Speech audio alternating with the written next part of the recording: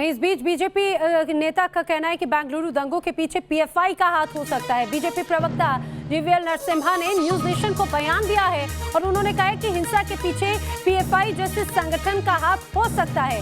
और साथ ही साथ उन्होंने ये भी कहा कि वोट बैंक के लिए आखिर कांग्रेस ने चुप्पी क्यों साध रखी है।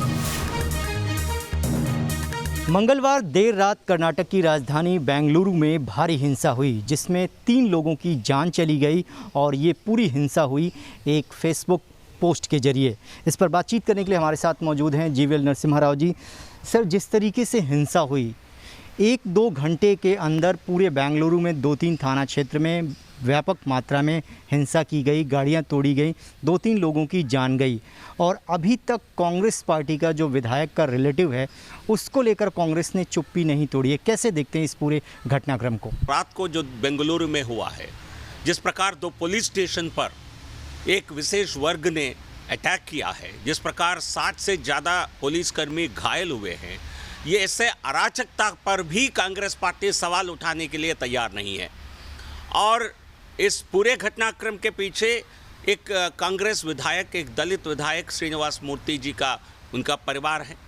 उनके घर पर अटैक हुआ, उनके घर को जला दिया गया, 20 गाड़ियों को जला दिया गया। इतना बड़ा कांड होता है, हम इसकी घोर निंदा करते हैं। सभ्य समाज को ऐसी घटनाओं की निंदा करनी चाहिए, बट लेकिन कांग्रेस पार्टी इसे निंदा करने से बच रही है। आपको लगता है कि सर, जिस तरीके से लॉ एंड ऑर्डर की स्थिति को ख़राब करने का प्रयास किया गया है और कुछ ऑर्गेनाइजेशन ऐसे हैं जिनका नाम इस पर आ रहा है पीएफआई जैसे, उनकी भी जांच होनी चाहिए और उनके लोगों को सज़ा मिलनी चाहिए?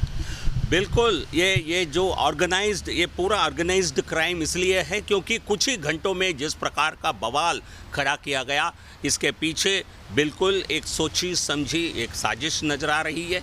एक पीएफआई जैसे संस्था का नाम सुनाई दे रहा है।